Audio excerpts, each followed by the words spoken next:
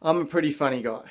You know how I know I'm a funny guy? Because my 2-year-old thinks I'm hilarious. All I have to do is fall over or drop something or jump and he is in hysterics. He is laughing his head off and he thinks I am the funniest guy in the world. My friends have a young baby, can't even sit up yet. And he thinks I'm the funniest guy in the world because all I have to do is put my hands over my face and say peekaboo and he's in hysterics, so I must be pretty funny. So when I get up in front of people, I'm just going to play peekaboo and fall over and I'll have the audience in tears of laughter. Not going to happen.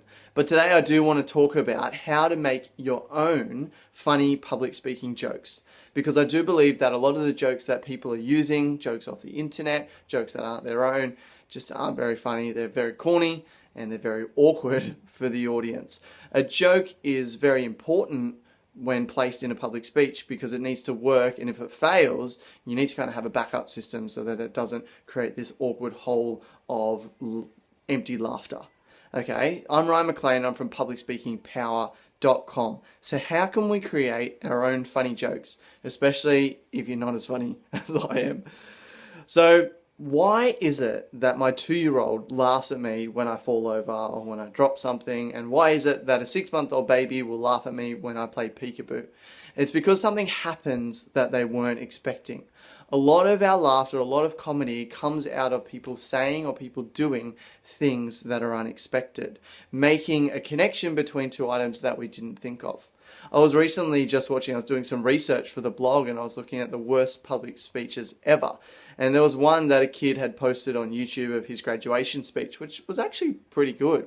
He used a lot of humor in his speech and he was very clever in the humor that he used. In the speech, he was talking about his heroes, people like Einstein, people like Martin Luther King Jr. And then he goes on to say Tupac and Barney, the purple dinosaur.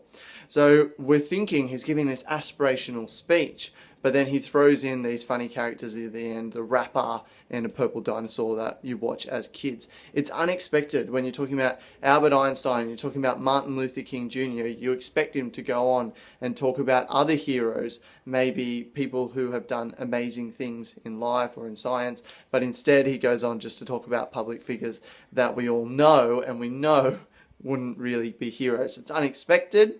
And so therefore, it's quite humorous. So what you can do if you want to create your own funny public speaking jokes is to tell a story, but with an unexpected and humorous outcome. So that's one way that we can create funny public speeches, funny jokes in our public speeches. So it's not necessarily a joke, knock knock, who's there, but it's a story that gains laughter. So whenever you're telling a story, try and think of ways that you can add in things that are unexpected to the audience so that you may be able to get some laughter out of them. Another thing to do is to make a joke at your own expense. I always advise against making jokes at other people's expense when you're giving a public speech or a presentation, especially people who are in the room. Don't make jokes at your company's expense because more often than not, people will take offense. So one of my mentors made this mistake massively. He was a youth pastor at the church that I used to go to, and we had a big youth event, a big youth night where over 300 kids came. It was a bring a friend night. And so he's up in front of people and he's speaking to the audience and he starts ripping into Anthony Mundine, who is an Australian rugby league player who has turned into a boxer. Some people love him, other people hate him, but anyway, he's ripping into him. He's making fun of this guy. Anthony Mundine wasn't there, but his cousin, one of the girls who had attended for the first time that night, was there. And so obviously, even though the situation wasn't awkward to everyone else, obviously after the fact and he found out that she was there, it was very awkward for him. So always avoid offending other people, but making fun at your own expense is always a great thing to do, because if you can laugh at yourself, then other people can laugh at and with you.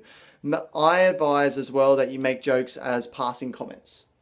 Okay, so rather than making a joke and waiting for laughter, make a joke but have a way to roll on from that joke. So if people laugh, then you can stop and you can let them laugh. But if people don't laugh, you don't have that awkward silence that, kills your speech. So try and do it as a rolling comment. Try and have something that flows after your joke, that even if your joke fails, it's kind of like a backup system, and it means that it still adds value to your talk anyway. And lastly, make your jokes relatable. So make it relatable to people in the audience so they can kind of relate with the situation. So if you're a high school student graduating, then tell jokes about things that you did during the year, things you do at high school. Don't tell jokes about things that are in your personal life that they don't have any connection with. If there's already that relatability, if a person already understands that situation, then if you put a comical aspect on that situation, then it can be much more humorous. So I hope that this has helped give you some ideas about how you can create your own funny jokes when you're giving a public speech. I'm Ryan McLean. I'm from publicspeakingpower.com, and you can get more videos, audios, and podcasts like this just by heading over to the website.